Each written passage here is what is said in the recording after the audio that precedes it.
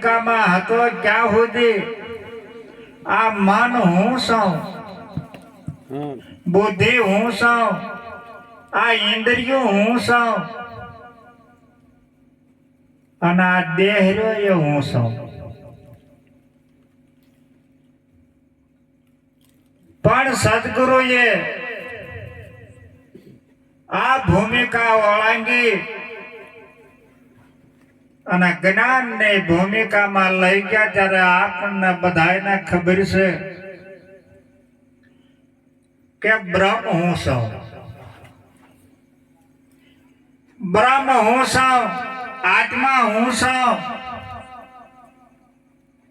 પરિબ્રહ્મ પરમાત્મા પણ એ હું છું.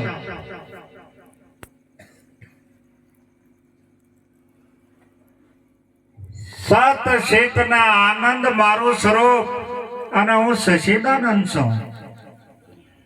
હું સર્વેનો દ્રષ્ટા છું, સર્વનો સાક્ષી છું અને સર્વને જાણવા વાળો છું. આ આપણું સ્વરૂપ. આ સ્વરૂપને જ્યાં સુધી આપણે નક્કી ન કર્યું હોય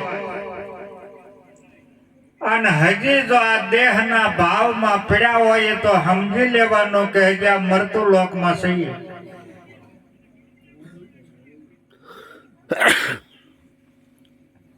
આ મરતું લોકમાંથી બહાર કાઢે અને સદગુરુ પરમાત્મા આપણા સ્વરૂપનો અનુભવ ક્યાં સુધી કરાવે છે.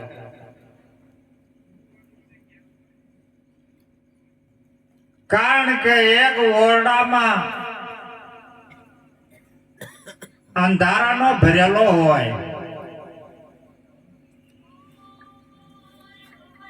અને એ અંધારું આપણે બહાર કાઢવા માટે બ્રહ્મા વિષ્ણુ મહેશ અને દેવ અને દેવીઓનો આરાધના કરો તો એ ઓરડામાંથી અંધારું નીકળી જાય નહીં. અને આપણા ખેડૂત ભાઈઓ કદાચ ખપાળીઓ લઈ અને પાવડા લઈને જો એ અંધારાને બહાર કાઢવા માંડે તો નીકળી જાય.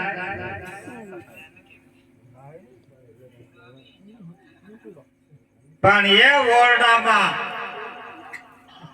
એક જો જોત જો પ્રગટ કરો તો અંધારું નીકળી જાય. ખરું ને? એમ હવે આપણી ઉપર આ સિદ્ધાંતને લાવું છું કારણ કે આ બધા ઓરડા અંધારાના ભરેલા હતા. આ બધા ઓરડા એ અંધારાના ભરેલા હતા. એના માટે આપણે જપ તપ તીરથ વ્રત યોગ ને યજ્ઞ ને આવું બધું કરતા, પણ છતાંય આમાંથી આ અંધારું નીકળતું.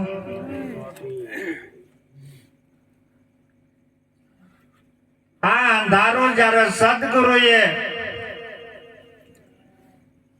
જ્ઞાન રૂપી જ્યોતને પ્રગટ કરી એટલે અંધારો નીકળી ગયો. કારણ કે દેવ અને દેવીઓ ને બ્રહ્મા ને વિષ્ણુ ને મહેશ ને આ બધાની આરાધના કરીએ ને અને કરતા, પણ છતાંય આ અંધારું નીકળતું નહીં. પણ જ્યારે સદગુરુ આ જ્ઞાન ની જ્યોતિ જ્યારે પ્રગટ કરી ત્યારે સ્વયં આપ પોતે થઈ ગયા. સ્વયં પ્રકાશી. સ્વયં નો અર્થ એ ચંદ્ર અને સૂર્ય અને 9 લાખ તારા જો પ્રકાશી રહ્યા હોય તો એ સ્વયં થી.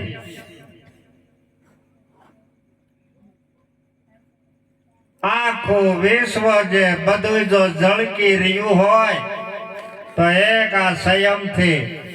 સંયમ એટલે કોણ? સંયમ એટલે સદગુરુ પરમાત્મા પોતે.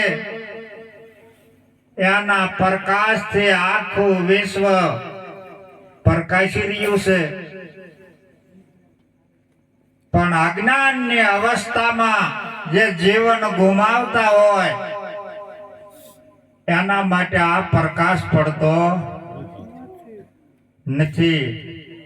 આ તો જ્ઞાની, અને જ્ઞાન જેને થઈ ગયું છે કે હું સંયમ છું, હું બ્રહ્મ પોતે છું, હું આત્મા પોતે છું, હું પરિબ્રહ્મ પરમાત્મા પોતે છું, હું સર્વનો દ્રષ્ટા છું અને સર્વનો સાક્ષી છું. આવી જ્યારે નિષ્ઠા અને દ્રઢતા જ્યારે આવી જાય છે ત્યારે પોતાનો સંયમ જ છે, એ સિવાય બીજું કશું નથી.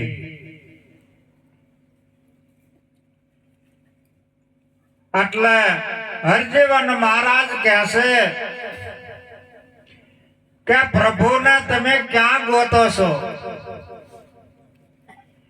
પ્રભુને તમે ક્યાં ગોતો છો? તોડો કપટ તડાકા તો પ્રભુ તમારી પાસે.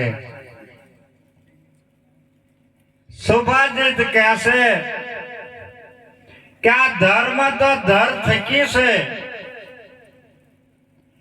આ ધર્મ તો ધર થકી છે, અનાદિથી છે. પણ તજો કપટ તમામ.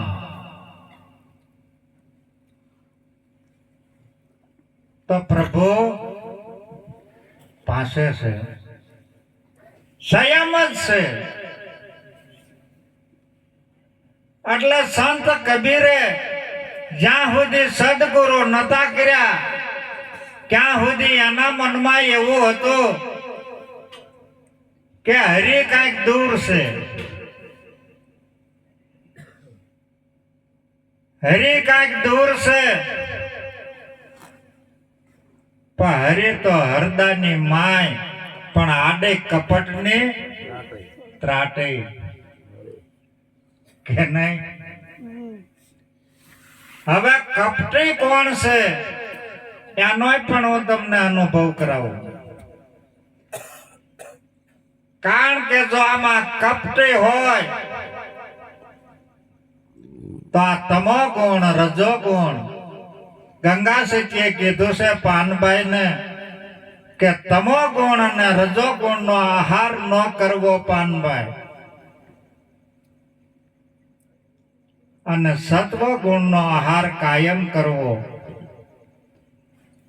પણ સત્વ ગુણ ના બે વર્ણન આપ્યું છે કે એક શુદ્ધ છે ને એક મલિન છે.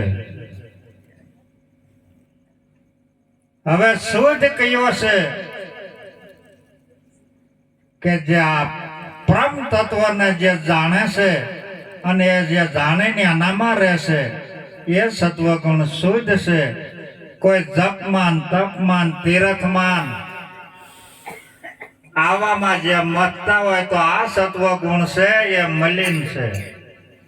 મલિન કેવી રીતે છે કે આ તમારા ઘર સુધી આ પૂગવા દે નહીં.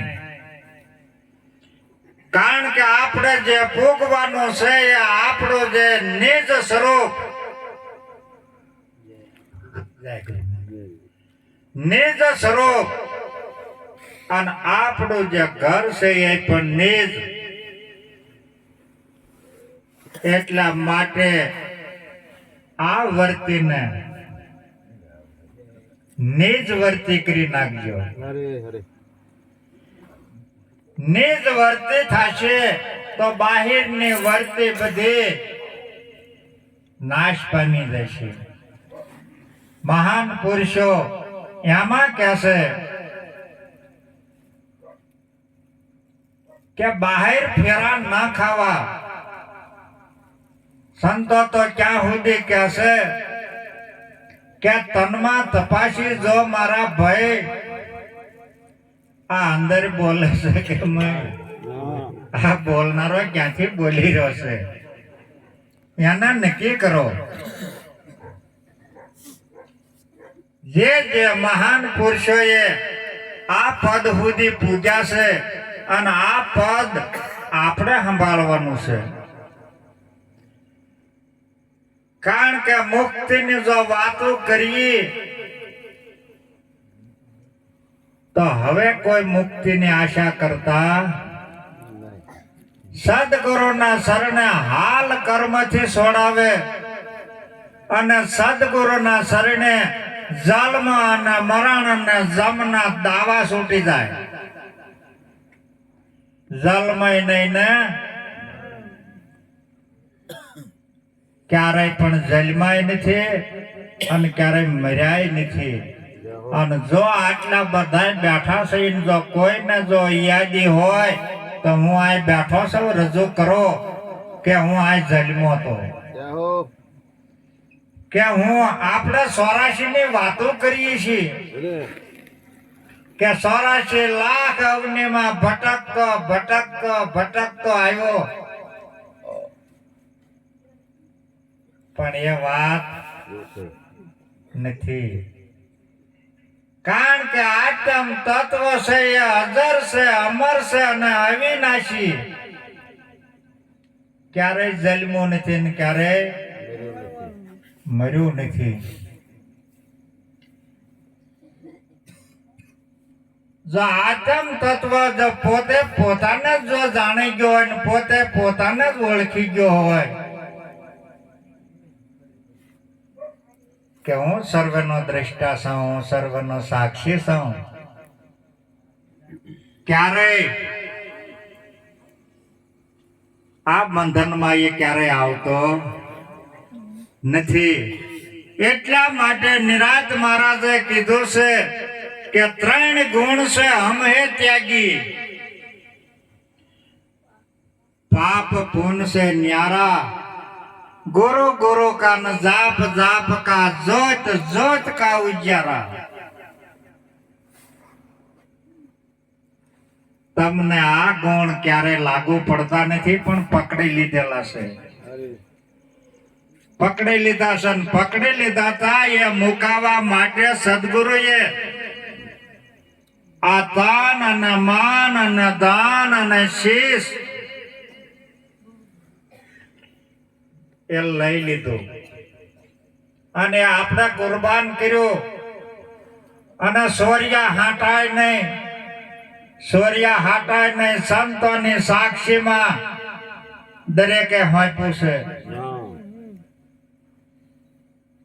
અને જો સંતોની સાક્ષીમાં હોંપી દીધું હોય તો એનો ક્યારેય ધણીપણું કરાય નહીં. અને જો ધણીપણું જો કરીએ તો દગાબાજી કહેવાય કે નહીં. ગુરુને છેતર્યા એટલે ગુરુને છેતરવાનો ક્યારેય ધંધો કરતા નહીં. નક્કી જ કરી લેવાનું કે આ તન છે એ મારું નહીં, મારા ગુરુનું છે. અને મન એ ગુરુનું છે. અને ધન એ ગુરુનું અને શીશ હળંગ કોના રૂપે થયો? ગુરુના. આવા તમને હળંગ સદગુરુના સ્વરૂપે બનાવેલા છે. એટલે ક્યારેય ભૂલ ખાતા નહીં. કારણ કે આપણે આ ભૂમિકામાં હવે સહી જ નહીં. આપણું હોય તો હોય ને, આપણે આ ભૂમિકામાં નથી. આપણે વિદેહની ભૂમિકામાં છીએ. અને જો વિદેહીનો જો ભાવ જાગી જાય તો દેહનો ભાવ ક્યારે થાય? ક્યારેય ન થાય. ક્યારેય મનનો ન થાય. કારણ કે મન ખુદ પોતે જ અમન બની ગયું બ્રહ્મ રૂપે. પછી બ્રહ્મ સિવાય એ બીજું ક્યારેય ચિંતવન કરતું નથી. એટલે આવો અણમોલ જો આપણને સાધન મળ્યું છે એ ભવસાગર તરવા માટે, પણ તમારા માટે તો ભવસાગર જ નથી. આ ક્યારે વિચારતા નહીં, કારણ કે સદગુરુએ આ મળતું લોક કહો તો આ તમારો દેહ, અને જો કર્મની જો ભૂમિકા કહો તો તમારું આ પિંડ, અને ભવસાગર કહો તો તમારો આ દેહ છે. કારણ કે બધું ભૌતિક આમાં જ પીડ્યું છે. તમારા માટે નથી, કારણ કે તમને સદગુરુ પરમાત્મા આ પિંડ બ્રહ્માંડ થી પર કર્યા છે. તમારા માટે આ સંસાર નથી,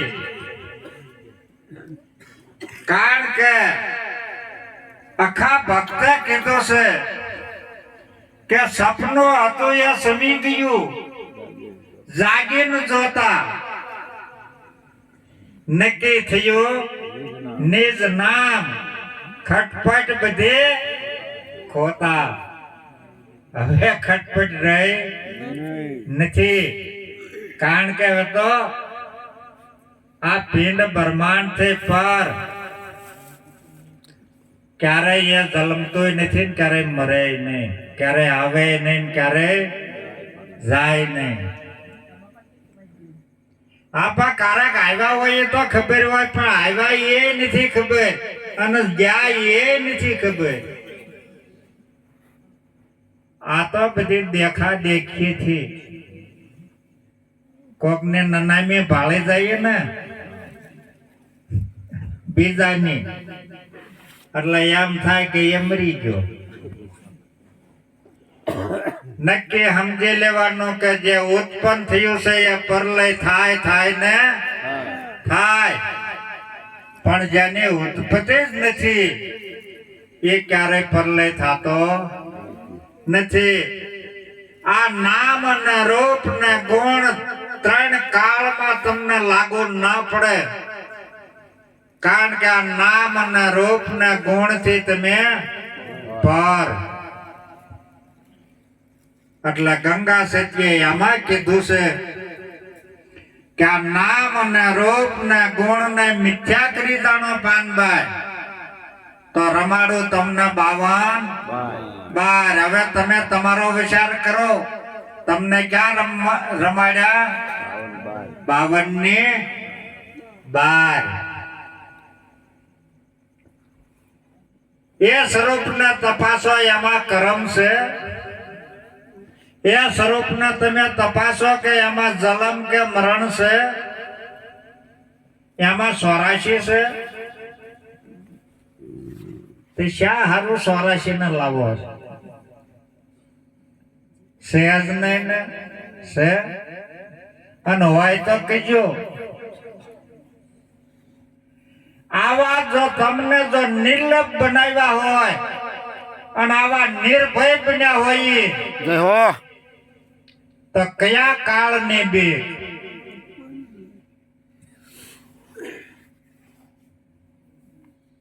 કાળ નો કાળ મારો સદગુરુ પરમાત્મા છે. એ કાળ નો કાળ ને પાછો ઠેલી મૂકે. આવા નિર્ભય બની અને આનંદ માણો,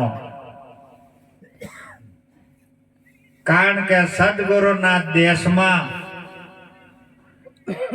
આનંદ સિવાય બીજું કશું છે નહીં. એટલે ગંગા સતીને કહેવું પડ્યું છે કે પિંડ બ્રહ્માંડ થી પર છે ગુરુ પાનભાઈ, એનો દેખાડું તમને દેશ. તમને કયો દેખાડ્યો એ નક્કી કરજો. એનો જ ને કોઈ જો કહેતા હોય કે સદગુરુના શરણે આ દેહ સહિત જાઉં છું, તો એ વાત હજી જૂઠી. કારણ કે સદગુરુના દેશમાં તાન ને માન ને દાન ને શીશ ની કુરબાની કરીને વિદેહી થવું પડે. શું થવું પડે? વિદેહી. સદગુરુનો દેશ કેવો છે? વિદેહી. આ જ્ઞાન રાજા જનક ને તરત થયું. અને રાજા જનકે ક્યારે ગમે એને પૂછો કે રાજા જનક કોણ, તો તમારે જ કહેવું પડે કે વિદેહી.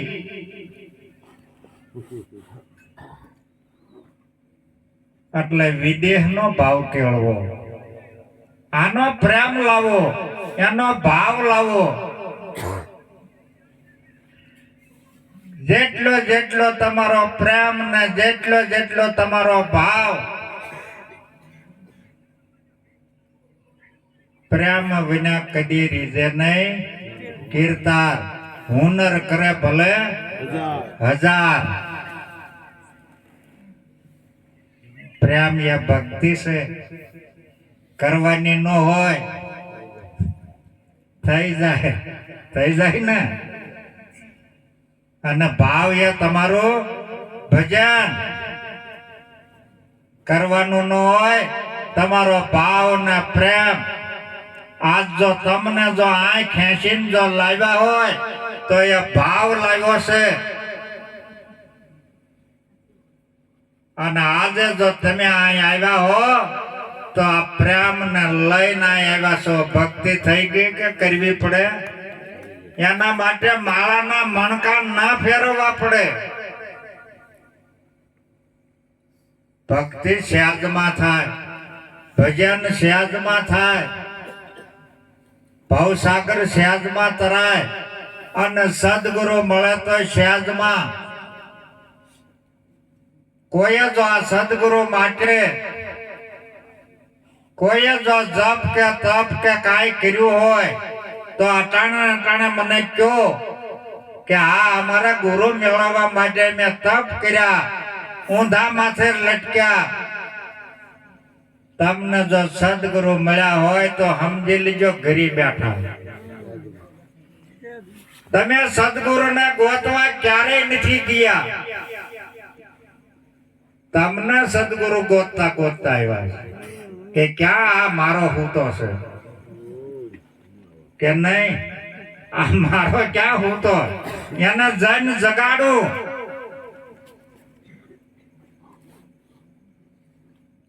કારણ કે ભગવાનને ક્યારેય ગોતવા ના જવું પડે. ભગવાન ગોતતો ગોતતો આવે. તો આપણે આગળ આ બે મુદ્દા જોઈએ, પ્રેમ અને ભાવ. ભગવાન ગોતતો ગોતતો આવે કે નો આવે? કારણ કે આના ભક્તો ગમે ના હોય પણ એના ભક્તોની એને જ્યાં હોય નાખણે એના ભક્તોની ધ્યાન રાખતો હોય, એને પરમાત્મા કહેવાય કે નહીં? હા, કરજો વિચાર. અઠવાડિયે 15 દી આપણા ફોન બધા ભક્તોમાં ફરતા હોય. ધ્યાન રાખવું કે શું કરે છે. અને એ જ મારો પહેલો પ્રશ્ન કે શું કરો છો? બીજો પ્રશ્ન જ નહીં. પણ જાગી જાઓ. જ્યારે સદગુરુનો પ્રશ્ન આવે એ પ્રશ્નને બરાબર સમજી લેવાનું કે શું કરો છો? પરમાત્માનું ધ્યાન કરું છું. બીજું કરવાનું છે? બીજું કશું નહીં. જ્યારે જ્યારે સદગુરુનો ફોન આવે ને સદગુરુ એમ કે શું કરો છો, ત્યારે સમજી લેવાનું કે હું સદગુરુનું ધ્યાન કરું છું. ક્યારેય લક્ષણ નહીં તૂટે. કે તૂટે? ન તૂટે. હા,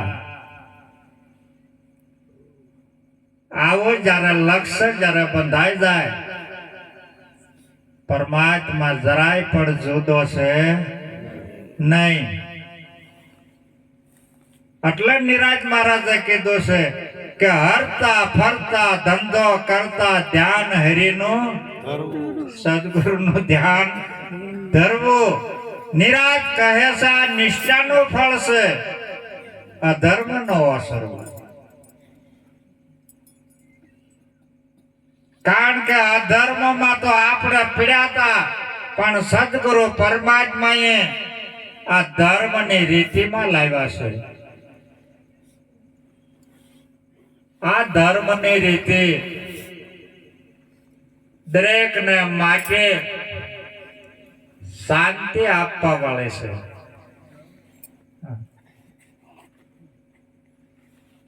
કોઈ ધર્મ ને ગોતવા જાય?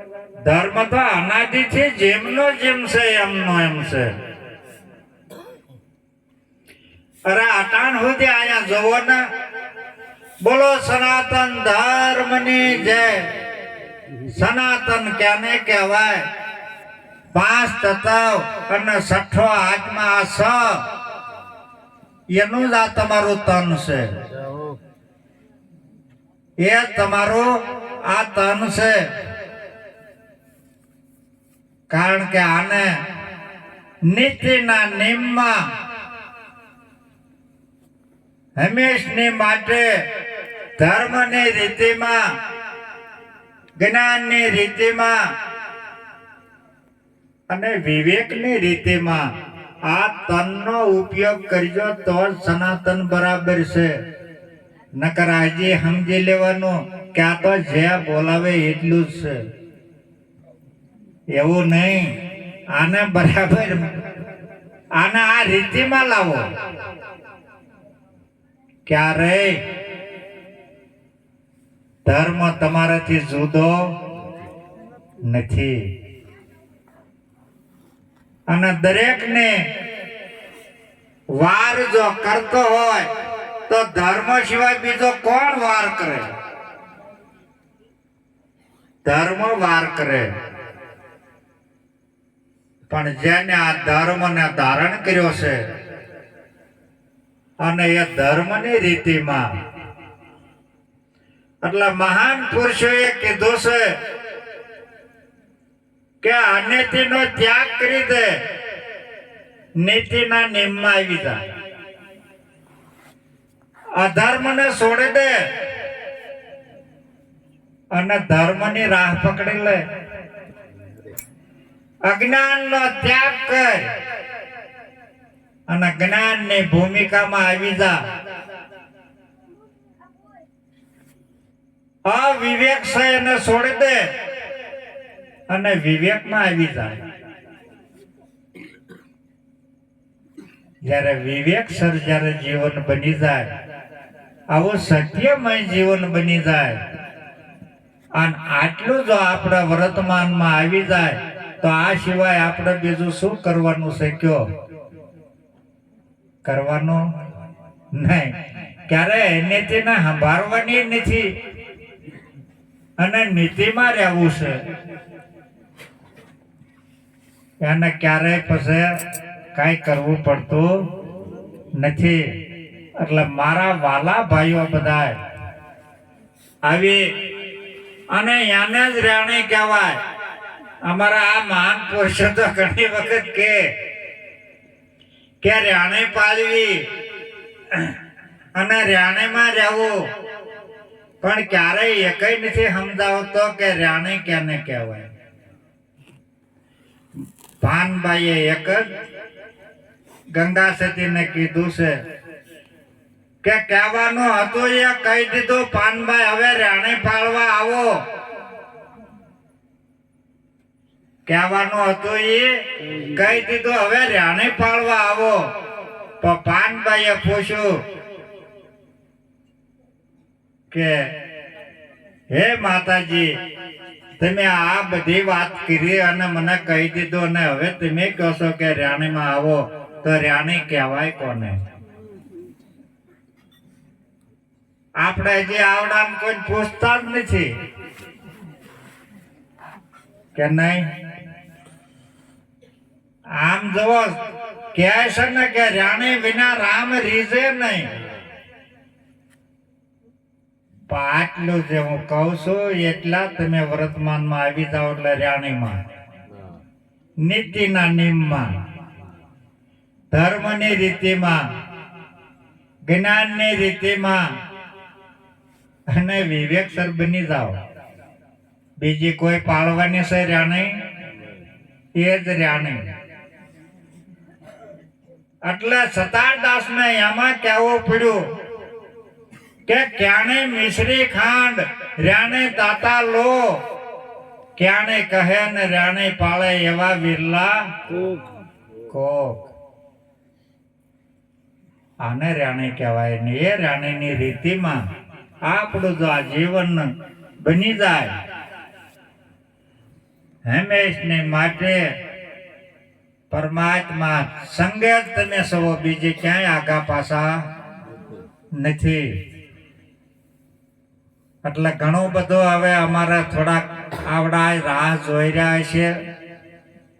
કાંઈક નાસ્તાની વાત કરતા હતા અને થોડોક અમારે જયદેવ મહારાજ, હું તો હજી તો જાનકીભાઈ જ કહું છું, પણ એમના ગુરુએ નામ પાડ્યું છે જયદેવ. એટલે હવે એ થોડોક બોલે અને જય બોલાવે.